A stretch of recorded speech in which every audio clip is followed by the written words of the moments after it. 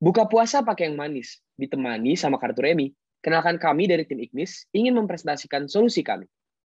Assalamualaikum warahmatullahi wabarakatuh. Perkenalkan, nama saya Ova, bersama anggota tim saya, Siti dan Dimam, dan hari ini kami akan melakukan presentasi mengenai perancangan sistem informasi terintegrasi dalam menjawab tantangan logistik bencana di Indonesia.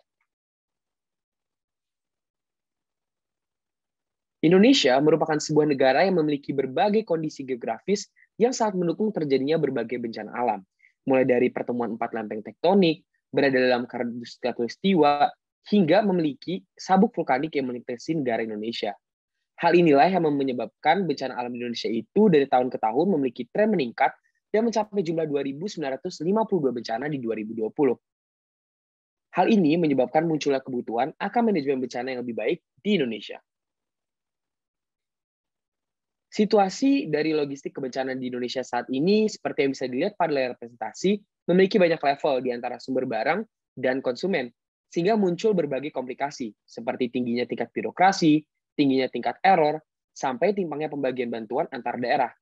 Dan muncullah berbagai pertanyaan dalam bentuk root cause masalah yang harus dijawab, seperti banyaknya lapisan sistem logistik antara sumber dan destinasi, tak adanya pelaporan, dan juga bantuan dari sumber yang terpisah-pisah. Dari identifikasi permasalahan yang telah dipaparkan, maka kami, tim Ignis, ingin merekomendasikan suatu sistem informasi yang terintegrasi. Dengan adanya sistem informasi yang terintegrasi, maka dapat menjawab kebutuhan-kebutuhan logistik kebencanaan, antara lain yaitu pemetaan kebutuhan barang, yang dapat dijawab dengan adanya sistem informasi berupa informasi kebutuhan barang dari berbagai daerah bencana. Kemudian ketersediaan barang, dapat dijawab dengan informasi barang tersedia. Kemudian jalur logistik, dengan adanya sistem informasi dapat mendukung penentuan jalur logistik yang efektif. Kemudian kebutuhan identifikasi stok logistik yang cepat dengan adanya sistem informasi dapat memberikan informasi barang secara real time. Kemudian kebutuhan adanya akuntabilitas dan transparansi. Dengan adanya sistem informasi dapat memberikan informasi aliran barang sehingga barang tersebut logistik dapat bersifat akuntabilitas dan transparan. Selanjutnya akan kita bahas mengenai entitas-entitas yang langsung terlibat dengan sistem informasi yang kami rancang. Yang pertama ada Posko Korban Bencana Alam yang bertanggung jawab dalam distribusi dan persiapan logistik mitigasi bencana. Lalu ada pemerintah Indonesia sebagai sistem owner dan juga penggerak aliran humanitarian logistik karena pemerintah memiliki otoritas, dan juga pemerintah ini sebagai pihak yang langsung menerima bantuan dari dunia internasional. Lalu ada donatur, merupakan pihak yang memberikan bantuan kepada korban bencana alam, baik berupa uang, barang, maupun tenaga. Lalu BNPB dan BPBD sebagai pengkoordinasi dan pelaksana dukungan logistik dan penanggulangan bencana. Ada lembaga bantuan berupa Basarnas, TNI, dan juga PMI. Lalu perusahaan supplier sebagai provider yang menawarkan barang dan jasa untuk penanggulangan bencana alam. Entitas yang terakhir adalah BMKG yang menyediakan data dan informasi peringatan dini mengenai bencana. Kemudian data dari BMKG ini digunakan untuk forecasting spesifikasi kebutuhan logistik. Selanjutnya akan dibahas mengenai 3 fungsi utama sistem informasi logistik bencana alam. Yang pertama mengenai pengelolaan kebutuhan logistik. Pada fungsi ini, sistem informasi yang dirancang mampu mengelola pendataan mengenai bencana alam, baik yang sedang terjadi maupun yang diperingatkan lebih dini oleh BMKG. Lalu mengelola pendataan posko bencana alam terkait daerahnya, kapasitas, dan sebagainya. Berdasarkan data-data yang dikumpulkan tadi, sistem informasi juga mampu mengelola spesifikasi logistik sesuai dengan kebutuhan-kebutuhan pada tiap daerah.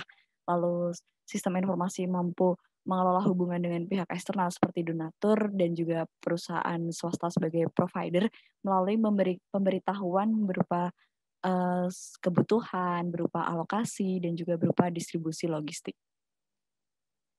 Lalu fungsi yang kedua yaitu mengelola pengalokasian logistik. Setelah kebutuhan logistik dikelola, kemudian prioritas alokasi logistik mulai dikelola oleh sistem informasi. Lalu sistem informasi juga bisa melakukan purchase order logistik terkait dengan kebutuhan pada tiap-tiap daerah, dan juga receive order logistik terkait dengan penerimaan logistik pada tiap daerah. Fungsi yang terakhir atau fungsi yang ketiga yaitu mengelola pelaporan, di mana tiga laporan utama ini adalah terkait keuangan, kinerja, dan juga laporan bencana. yang ini terbuka untuk masyarakat umum, sehingga sistem informasi kami mampu mengakomodasi terkait transparansi. Dalam perencanaan pembangunan sistem informasi logistik kebencanaan yang terintegrasi, maka dapat diidentifikasikan tahapan-tahapan penting, yaitu antara lain sistem analisis, sistem desain, implementasi, testing, dan maintenance. Dan pada tahapan-tahapan tersebut terdiri dari tahapan-tahapan kecil yang membangun tahapan-tahapan besar tersebut. Kurang lebih rencana pembangunan sistem informasi dapat dilihat pada gancat berikut. Terdapat kurang lebih estimasi waktu sekitar 70 hari waktu efektif dalam pembangunan sistem informasi berikut.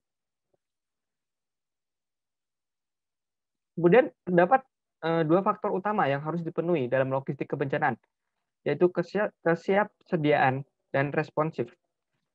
Sistem informasi dapat mengakomodasi faktor kesiapsediaan antara lain sebagai berikut, yaitu mengidentifikasi kebutuhan suatu daerah pada saat mitigasi bencana, kemudian mengidentifikasi node atau posko bencana dalam mitigasi bencana, dan kemudian menyimpan rencana jalur logistik apabila sewaktu-waktu terjadi bencana, sehingga jalur logistik jadi semakin efektif. Kemudian dalam hal responsif, sistem informasi dapat mengakomodasi faktor tersebut sebagai berikut. Dengan adanya sistem informasi dapat memotong adanya jalur birokrasi, sehingga persebaran barang dan persebaran informasi menjadi semakin cepat.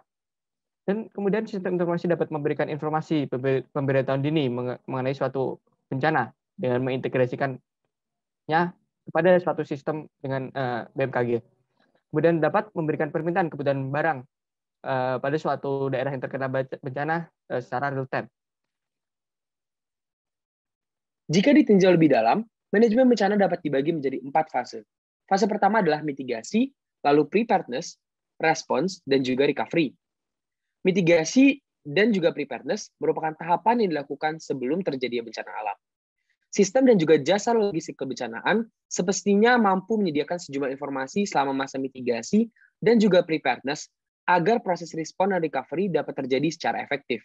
Oleh sebab itu, hari ini kami akan membuktikan bahwa sistem informasi rancangan kami memenuhi kriteria tersebut.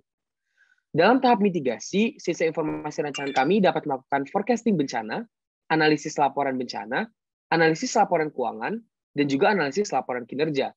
Sedangkan dalam tahap preparedness, sistem informasi rancangan kami dapat melakukan pengelolaan gudang barang, menentukan spesifikasi barang, forecasting kebutuhan barang berdasarkan forecasting bencana, dan juga melakukan pengelolaan hubungan dengan donatur.